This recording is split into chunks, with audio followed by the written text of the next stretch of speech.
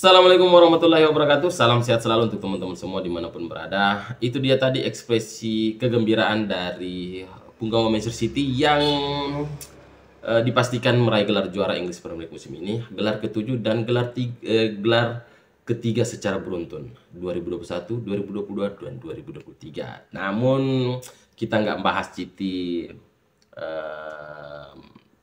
di video kali ini, tetapi kita akan membahas tentang Inter Milan yang akan menjadi lawan The Citizen di partai final Liga Champions 11 Juni mendatang. Ya, Inter Milan dipastikan lolos ke final Liga Champions setelah menang 2 leg melawan saudara tertua mereka yakni AC Milan dengan skor 3-0, agregat 3-0, dan Edin Dzeko, Mkhitaryan dan Lautaro Martinez adalah 3 pemain Inter yang membobol gawang dari AC Milan. Dan kesuksesan Inter Milan lolos ke partai final Liga Champions musim ini, banyak pengamat yang mengklaim bahwa Inter lolos karena beruntung, karena hoki. Tapi saya tidak sependapat ya, karena pertandingan yang dijalankan selama 90 menit itu menurut saya sangat jauh dari kata beruntung ya, karena di situ ada taktik pelatih, kemudian ada fighting spirit dari pemain, kerjasama antar pemain, dan semua yang ada di dalam tim itu semua berperan penting untuk kesuksesan klub meraih prestasi tertinggi, dan lolos ke final adalah sesuatu prestasi yang sangat luar biasa untuk tim-tim dari Liga Italia musim ini. Dan bukan cuma Inter yang lolos ke final kompetisi Eropa, ada AS Roma, kemudian ada Fiorentina di Conference League. Jadi dibilang beruntung ya tidak juga, karena 3 tim Italia mampu lolos ke final kompetisi Eropa. Jadi ini adalah kebangkitan sepak bola Italia.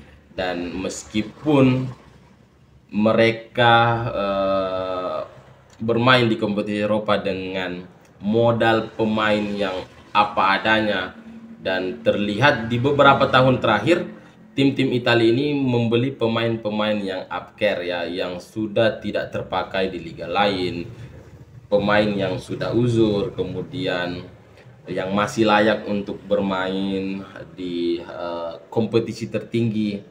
Itu yang mereka ambil dengan biaya yang murah, karena memang setelah kasus Calciopoli, tim-tim Italia ini mengalami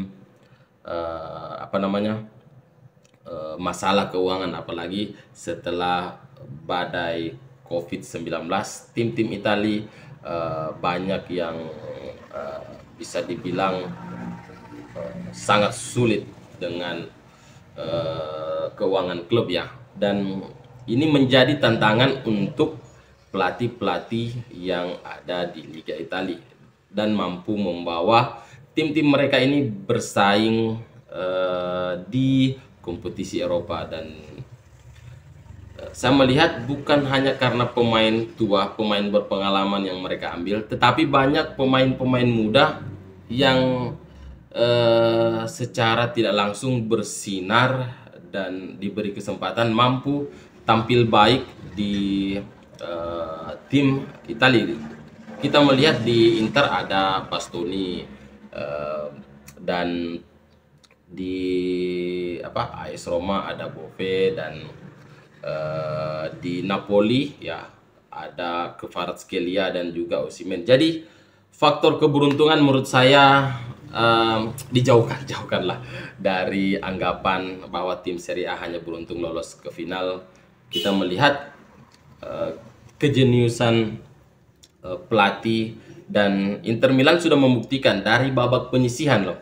Mereka tergabung di grup neraka bersama Bayern Munchen, kemudian Barcelona. Kalau dibilang beruntung karena undiannya tidak terlalu berat karena ketemu dengan tim-tim kecil, berarti secara tidak langsung pengamat ini mengatakan bahwa Barcelona itu adalah tim mediocre ya. Ya bisa jadi juga sih, karena Barcelona pernah dikalahkan oleh Bayern Munchen dengan skor 2-8 ya. Tapi itu sudah lama ya, banyak yang sudah melupakan. Dan banyak yang mengatakan bahwa City sudah juara karena lawannya Inter di final. Berarti kita nggak perlu nonton ya. Bukan begitu konsepnya. Inter pasti punya daya kejut ya, yang bisa membuat Manchester City akan pulang dengan tangan hampa, pulang dengan tangan kosong apabila mereka terlalu jumawa, karena Inter punya DNA juara Liga Champions, sementara Manchester City baru mau memulai mencatat sejarah untuk timnya sendiri, dan itu yang harus kita garis bawahi ya, dimana Champions League adalah pertarungan taktik, mental, pengalaman, dan juga faktor keberuntungan nomor kesekian. Jadi layak untuk kita tunggu apa yang akan dilakukan Simone Inzaghi ketika bertemu dengan Pep Guardiola di 11 Juni mendatang. Tentu fans Inter Milan menginginkan timnya bakal menjadi juara Liga Champions. Dan fans dari Manchester City tentu ingin melihat timnya pertama kali mengangkat trofi Liga Champions. Jadi saling respect untuk kedua fans, tentu harapan bagi pecinta sepak bola dimanapun ya, saling respect, tidak ada saling membuli, dan seperti yang terjadi antara Di Marco ya kalau tidak salah, pemain Inter Milan dengan fans AC Milan. Tapi kabar yang beredar bahwa Di Marco sudah meminta maaf kepada fans AC Milan. Saya juga kurang tahu beritanya, katanya ada sedikit gesekan ya antara Di Marco dan juga fans dari AC Milan. Jadi sekian dulu video dari saya, karena berhubung sedikit lagi akan masuk waktu zuhur. Jadi untuk teman-teman yang sudah menonton video ini sampai habis, terima kasih dan jangan lupa sholat. Saya Ile Bicara Official. Assalamualaikum warahmatullahi wabarakatuh.